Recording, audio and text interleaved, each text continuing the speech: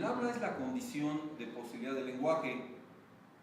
El lenguaje es la estructura simbólica que nos permite comunicarnos.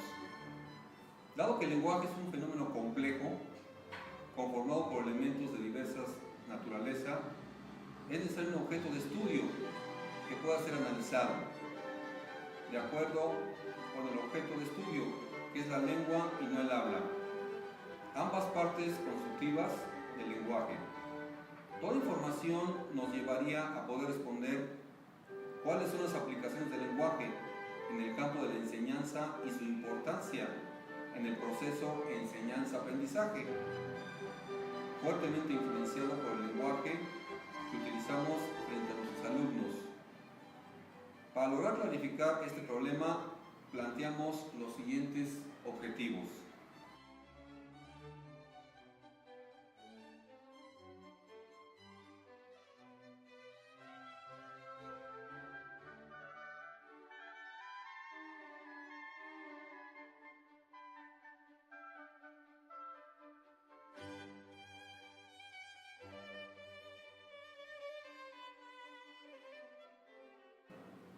Estructura del lenguaje humano.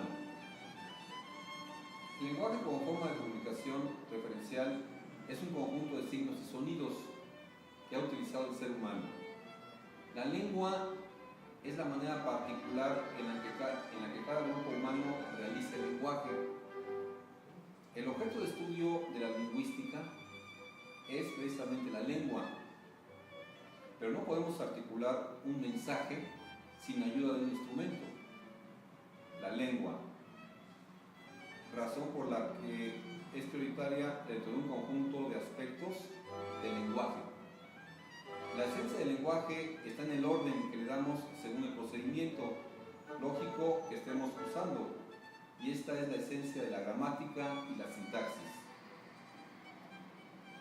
El lenguaje como un conjunto finito o infinito de frases, cada una de longitud finita y construida por concatenación de un conjunto finito de elementos, y la oración gramatical era entendida como la expresión oral de un juicio.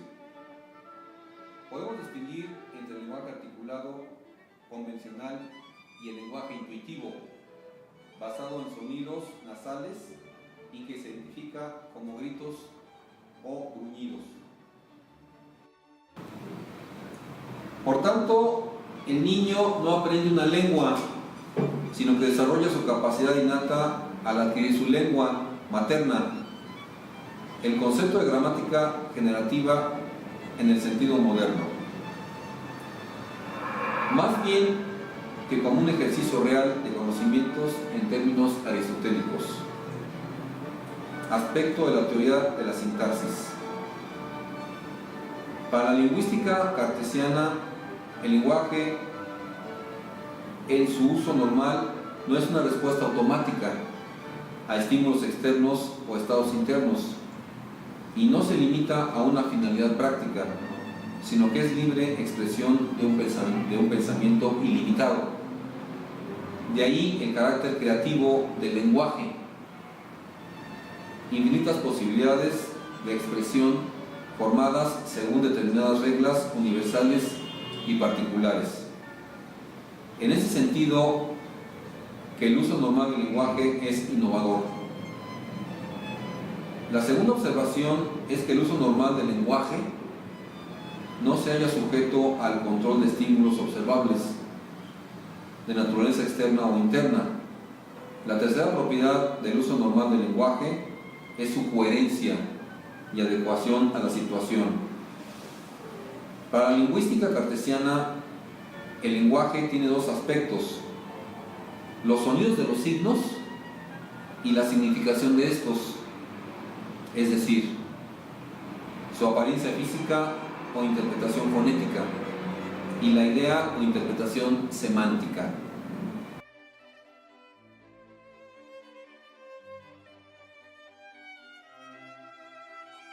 Adquisición y uso del lenguaje. Los principios universales lingüísticos son atribuidos por los cartesianos a la mente como propiedad innata, que, mediante un estímulo externo, posibilita la adquisición de una lengua particular, Cualquier lengua puede ser aprendida por un niño con la misma facilidad, pues todas se corresponden. Todas están determinadas por factores internos.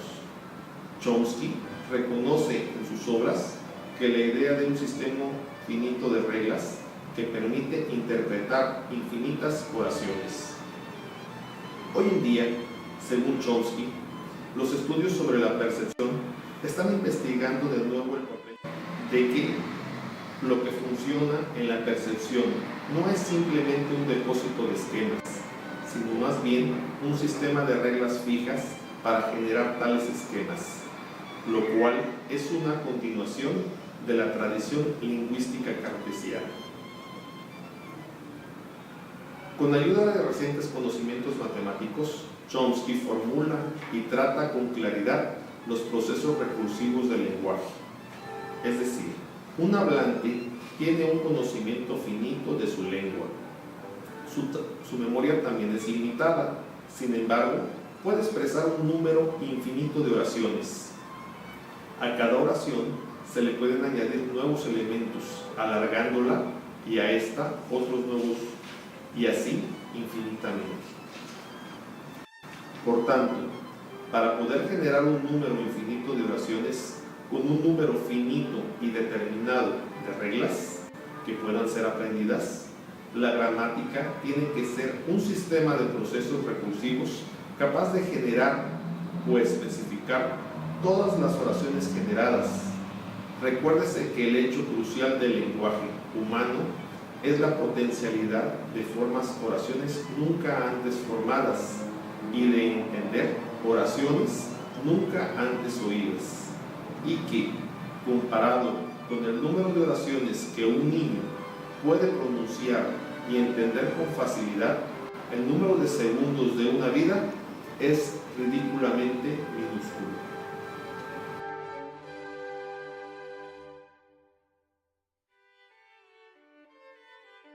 En el estudio del desarrollo del lenguaje, se debe tomar en cuenta que aprender a hablar no es solo aprender a pronunciar y combinar sonidos y palabras con significado, sino que también es aprender a usarlas y entenderlas de acuerdo a ciertas circunstancias físicas, personales y sociales. Aprender a hablar es una adquisición y un desarrollo. El niño adquiere el sistema del lenguaje desarrollando su uso en un contexto cognitivo y social, es decir, en un contexto pragmático. En la historia del lenguaje infantil encontramos un gran número de autores, destacando Piaget y Vygotsky. A partir de la Primera Guerra Mundial aparecen los primeros teóricos del lenguaje infantil. Uno de ellos fue Piaget, que en 1923 publicó su libro El lenguaje y el pensamiento en el niño, en donde deja establecido que el lenguaje depende del pensamiento absolutamente. El desarrollo del lenguaje es el producto del desarrollo de la inteligencia. Los niños tienen un lenguaje egocéntrico porque hablan para ellos mismos.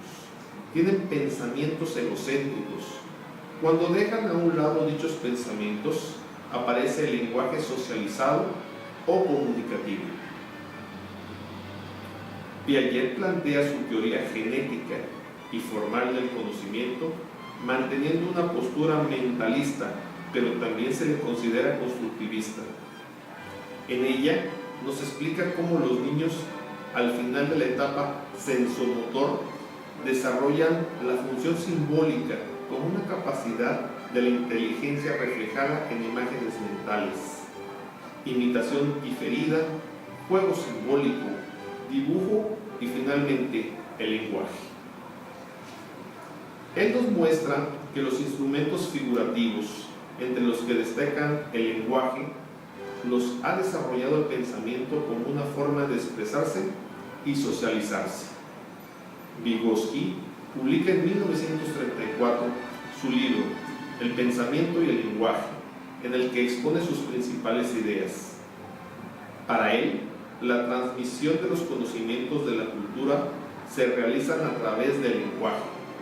Por lo tanto, el lenguaje es el vehículo de dichos procesos y es lo que influye en el desarrollo de la mente.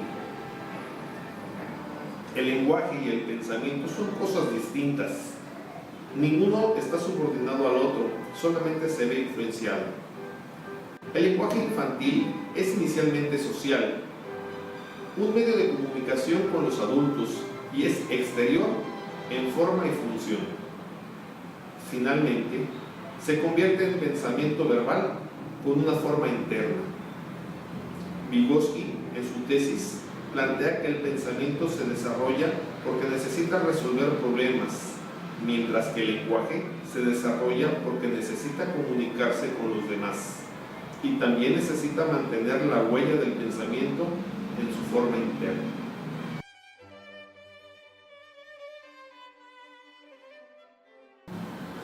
Su salón de clases podría ser la representación actual de la Torre de Babel.